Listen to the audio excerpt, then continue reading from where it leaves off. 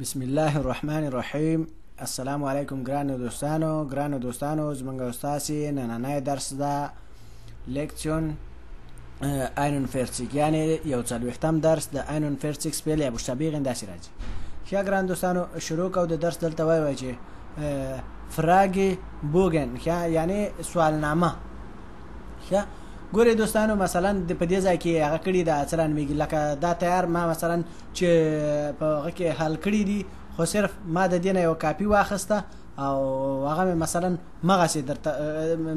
داسې درښیم ځکه چې لیکلو هغه ته هغه نه ځکه وخت هم ډېر غواړي او بل چې د مثلا دوستانو ځکه دا خبرې موږ تاسې ډېرې تکرار کړي خو یو څو دانې پکې نوي دي نو کولی شي چې هغه ترېنه زده کوي. ښه مثلا هلته هغه د فامیلي نامې و که نه بیا نخ نامې موږ تاسې زده کړی او که صرف نامې راشي نو هغه چې شی نامې کې هم باید تاسې هغه د فامیلي نوم ووښئ او دا فور نامې چې شي نو تاسې بیا کولی شي چې دا خپل لومړنی اولنی نوم ووښئ. دلته چې آل تېره که مثلا څو کلن دلته مثلا چې هر څو کلن هغه کولی شي چې ولیکې مثلا شل په اسانه باندې او کولی شي چې مثلا دا شی هم ورسره ولیکې یارې آلت که نه یارې آلت یارې وای دا قلم مې شین ده سپین ده ودرېږي دوستانو ښکاري نه قلم مې سپین ده. ښه یارې آلت یعنی شل کلن. ښه او داسې هم کولی شي لکه اوله کې مې چې مثلا څه خیل چې ما حل کړی و لکه هغه ته ضرورت نشته او که تاسې غواړئ چې کامل هغه کوي نو داسې هم کولی شي چې ورسره کامل ولیکئ چې څوانڅه کې یارې آلت یعنی څو کلن یې هلته ورته وایي چې هغه ده شل. البته دې ته په دې ځای کې ضرورت هم نشته ځکه ځای ته به ګوري هغه ځای کې به هغه کوي. ښه هو او په دې ځای کې وایي چې لند یعنی ملک مغه افغانستان او دې ځای کې وایي چې ون ورت لکه مخکینۍ پارچه کې ون ورت هم هغه که 28 ګراس او په دې ځای کې وایي چې هغه ده ادرس کپلر شتراسه 77 او مثلا دلته وایي تلیفون نومه مثلا دا خو د تلیفون نمبر نه ده دغه هغه د اصلا میګ د موبایل ده خو به هر حال که د تلیفون لرئ هم لیکلی شئ. ښه دلته وایي چې فامیلین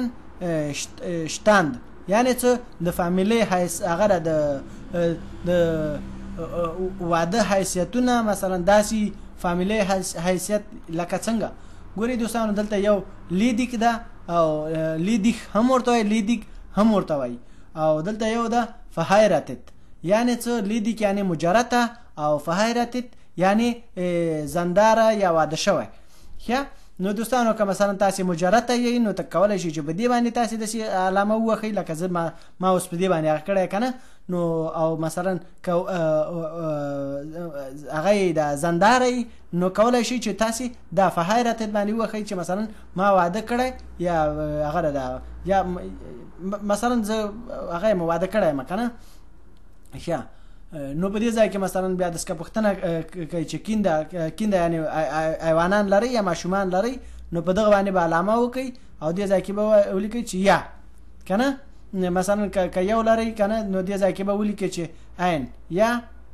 ښه بیا کین که نه او که چیرې ډېر لرئ مثلا نو تاسې کولی شئ چې دې ځای کې ولیکئ 3 4 5 مثلا زمونږ او ستاسې خلکو ماشاءالله ډېر ماشومان لري که نه نو دغه حساب دپاره 3 4 هغه کوي که هغه نارینه هم داسې کینده راځي او که هلکانو جنکۍ پکې مثلا ګډوډ هم کینده راځي ځکه دا مجموعه جمع چې ده کینده ده. ښه او په دې ځای کې هغه ده مثلا په دې ځای کې دا علامه ده او که چېرې تاسې ماشومان نه لرئ نو داسې کولی شئ چې کینې کینده یعنې زه نه لرم که نه ماشومان. ښه امیدوارم دوستانو تاسې په دې باندې پوه شوي اوس لاندې دغه ځای ته راکوزېږو. زه نن مې درته 2 پارچو درسونه درته یو کړي دي ځکه دا داسې اسانه دي. ښه نو امیدوارم تاسې په باندې پوه شئ. دلته وایي ارګنسنزي ماین اوده ماینې یعنی څه ارګنسن یعنی کامله کوي یعنی دا ځایونه ډکوي دا اوس مثلا ما چې پارچونه څنګه ډکړي دغه مې تاسو ته یو کاپي مې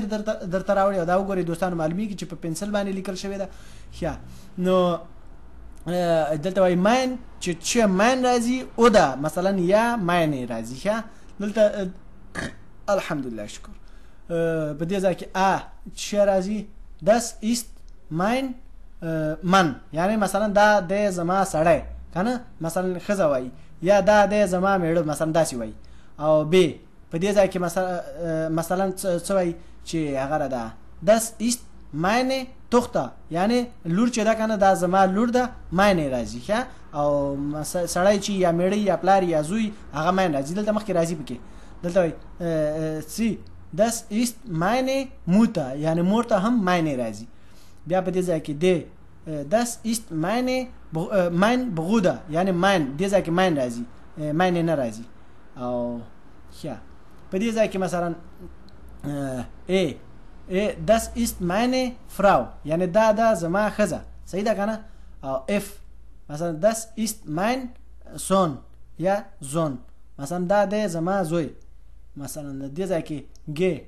das ist mein Vater یعنی دا د زما پلار das ist ha das ist meine Schwester یعنی دا زما خور یعنی خور کې مثلا معنی راځي او خزه کې مثلا دا زما خزه ده مثلا meine Frau او که لوری meine Tochter که موری meine Mutter او که مثلا میړی مثلا mein Mann او که مثلا هغه دا وروري هم mein Bruder او که مثلا هغه دا زوی هم او که مثلا پلاری هم یا امیدوارم تاسو په شوي په دې باندې وزدل درازو مثلا دې ځای کې وای چې suchen Sie die Wörter und schreiben Sie څنګه suchen Sie ورته دغه ګوري دوستانو دغه جملې دي تاسو کولای شئ اول دي علامو دغه سی ولیکي په کتابچه کې او مثلا کله لیکي هغه خو مثلا زی درته خیمه مثلا داسې اروپونه درته راغلي او درته وای چې مثلا تاسو په دې کې جملې جوړې کړئ او بیا دلته ولیکئ مثلا اولانۍ جمله دلته لیکل شوې ده چې سون کنه او د بلای چې د من ده ښه سون دغه ځای کې مثلا د دې غونه نشته زوی او دیو نمونه خو پیژنې چې مثلا زوی ته چې وای سون او مثلا من دغه ده منم دغه ترازی ښه مثلا د دې په نور چې دی داسې فراو مثلا دغه ده دلته ودرېګه فراو دغه ده او مثلا په دې کې دغه څه په دغه حساب باندې دغه جملو نه دي کې مثلا معنا ته ضرورت نشه دوستانو په پیږي ښه او لاندې راشو دلته وای چې هغه د